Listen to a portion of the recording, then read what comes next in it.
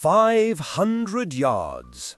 That was the distance between the edge of the Forbidden Forest and the crumbling stone tower where Ilara Vance was currently freezing to death. Through the rusted brass ring clamped clumsily onto the end of her hawthorn wand, the Death Eater looked like a harmless black smudge against the snow. He wasn't harmless.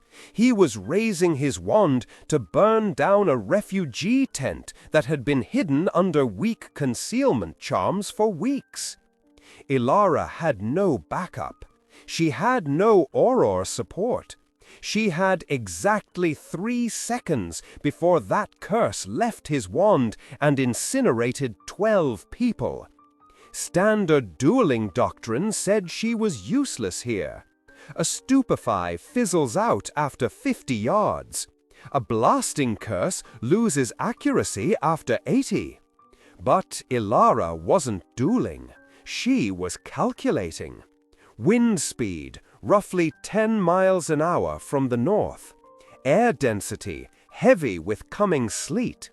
She adjusted the brass screw on her scope with a trembling thumb, inhaled sharply.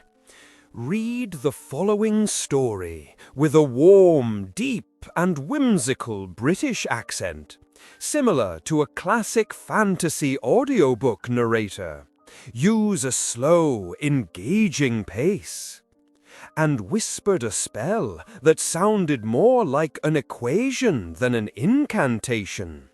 The jet of red light didn't fly straight. It arced high into the grey sky, caught the wind, and dropped silently, striking the Death Eater squarely in the chest just as he opened his mouth to kill. He fell without a sound. 1 down, 308 to go. If you want to know how a rejected witch turned a piece of scrap metal and a notebook of math into the deadliest weapon the Order never asked for, stay with me until the end of this story. Ilara Vance was never supposed to be on the front lines. In fact, she wasn't supposed to be in the war at all. At Hogwarts, she had been a Ravenclaw who flinched at loud noises. In Dueling Club, she was a disaster, overthinking every wrist movement, calculating the angle of her shield while her opponent was already disarming her. Her instructors called her slow. Her peers called her frozen. When the war against Voldemort escalated, read the following story with a warm, deep, and whimsical British accent. She had mediocre magical power and 0 combat instincts. So they put her where they put everyone they didn't trust to fight, on lookout duty. Watchtower 4 was a rotting outpost on a hill overlooking a key supply route for Muggleborns escaping to the coast. It was boring, cold, and lonely work, just the way Ilara liked it. It gave her time to think. It gave her time to tinker. While other vigil keepers spent their hours playing Exploding Snap or sleeping, Ilara was obsessed with a problem everyone else ignored: range. The Death Eaters were winning because they were fast. They would apparate, strike, and vanish before an Auro could get within dueling distance. Magic was intimate. It required you to be close enough to look your enemy in the eye. But what if you didn't have to be? Ilara found an old brass sextant in a junk shop in Diagon Alley, dismantled it. Read the following story with a warm, deep, and whimsical British accent, similar to a classic fantasy audiobook narrator. Use a slow, engaging pace. And fused the sighting ring to her wand using a permanent sticking charm. It looked ridiculous. When an Order captain inspected her post in November, he actually laughed out loud. He told her she looked like she was trying to turn a wand into a musket, calling it a toy for a witch who was too scared to fight properly. He didn't know that Ilara had spent 6 weeks modifying the long-range propulsion charm, a spell usually used for sending heavy trunks across a room, stripping it of its carrying capacity and pouring all that magical energy into velocity and stability. The first real test came 2 weeks after the captain's visit. A convoy of enchanted wagons was ambushed on the valley floor, a mile from her tower. There were 6 snatchers, shielded and confident. They were methodically breaking down the convoy's protective wards. Ilara watched from the tower window. She couldn't apparate down there in time. The anti-apparition jinxes were already up. She was just a girl in a tower with a toy wand. She opened her notebook. Distance 1.2 miles. Elevation drop 400 feet. She rested her wand on the cold stone sill, squinting through the brass ring. The magic required for her modified spell was immense, draining her core, not in a burst, but in a steady, agonizing pull. She fired. The first spell missed, kicking up dirt 10 feet to the left. The snatchers didn't even notice. They didn't hear the crack. She adjusted the brass screw. 2 degrees right. Correct for the drag of the spell through the heavy air. Fire. The second shot hit a snatcher in the back of the knee. It wasn't a killing curse. It was a piercing hex moving at 3 times the speed of sound. It shattered his leg instantly. He went down screaming. The other snatchers spun around, wands raised, looking for an attacker in the bushes, in the trees. There was no one. Ilara fired again, center mass. A snatcher flew backward into the mud. Panic set in. They were being picked off by a ghost. They started casting shield charms in random directions.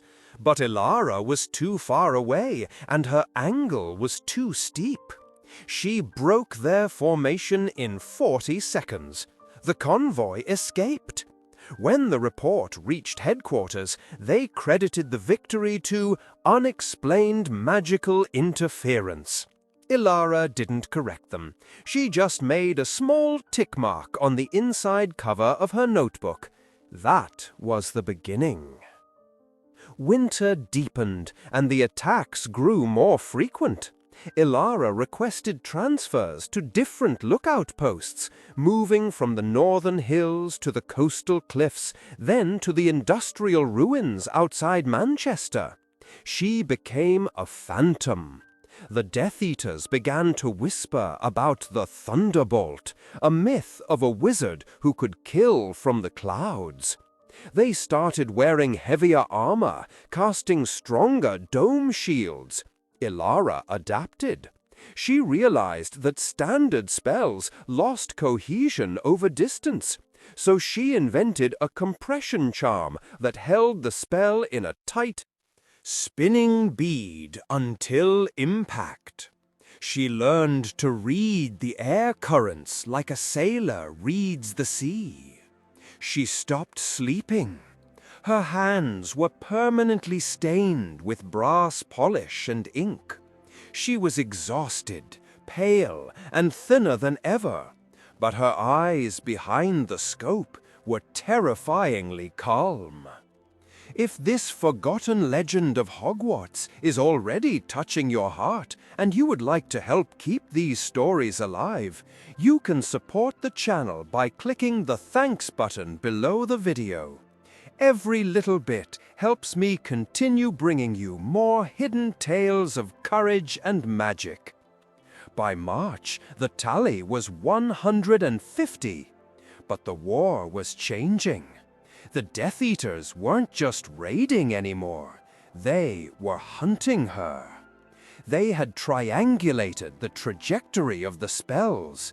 They knew someone was out there on the high ground. The climax of her lonely war came on a stormy night in late April. Ilara was stationed on the roof of an abandoned textile mill, guarding a safe house where 3 members of the Order were hiding with crucial intelligence on Horcruxes. She saw them before they saw her. Not a patrol, a liquidation squad. 12 of them, led by a wizard whose mask she recognized from the wanted posters, Dolohov. They didn't approach on foot.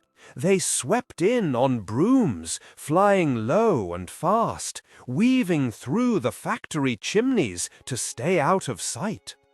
Ilara's position was compromised. If she fired, the flash would give her away instantly. If she didn't fire, the safe house would be breached in under a minute. She had 6 shells of compressed magic prepared. Spells she had pre-cast and stored in crystal vials to save time. Another crazy idea that was incredibly dangerous to carry in a pocket. She loaded the first crystal into the hollow hilt of her wand. This was her newest invention, a magical breech loader. She didn't target the Death Eaters. They were moving too fast, their shield charms overlapping. She targeted the environment. She aimed at the rusted iron supports of the water tower looming over the courtyard. Distance 400 yards.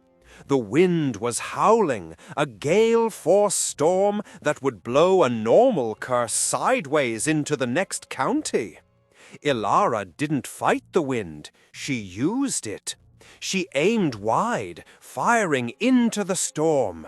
The spell curved, riding the gale, glowing purple as it accelerated.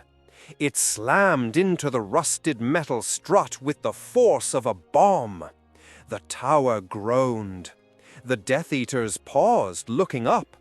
That second of hesitation was all she needed. She fired 3 more times, rapid fire, her wand overheating, the wood smoking in the rain.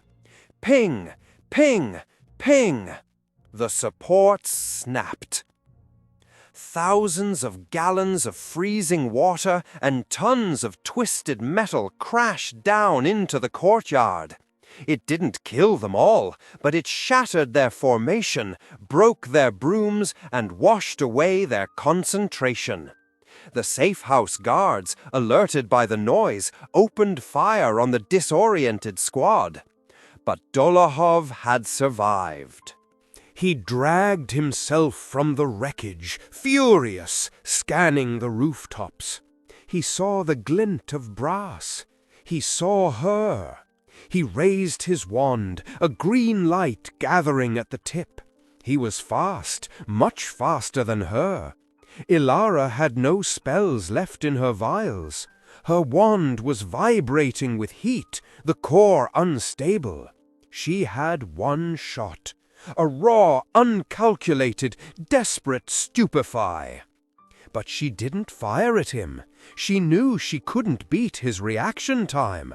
She fired at the loose slate tile hanging directly above his head on the factory roof. It was a trick shot, a bank shot she had practiced on tin cans when she was bored. Her spell hit the slate, ricocheted at a sharp downward angle, and struck Dolohov in the temple just as he screamed, "Avada Kedavra!" The killing curse flew wild, shattering a chimney next to Ilara's head, peppering her face with stone shrapnel.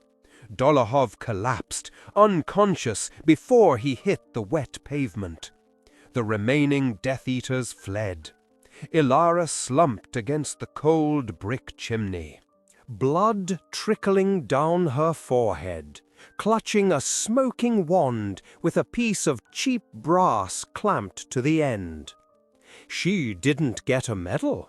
When the Aurors cleared the scene, they found 30 Death Eaters neutralized in the vicinity over the course of the night. They assumed a squad of elite hit wizards had been there. Ilara Vance was found shivering in the mill, suffering from magical exhaustion. She was sent to St. Mungo's for a week, then reassigned to clerical work at the ministry because her wand was deemed structurally unsound and destroyed. She never made another sight. She never explained to the intake nurse why her right eye was bruised from the recoil of a wand that kicked like a mule. The official records of the Second Wizarding War mention improved perimeter defense tactics leading to a decline in successful Death Eater raids in the northern regions.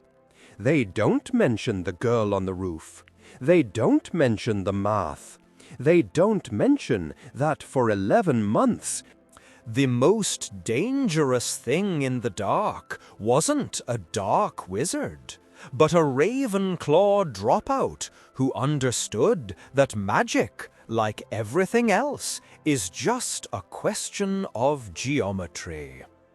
If this forgotten legend of Hogwarts touched your heart, tell me in the comments, what would you have done in Ilara's place?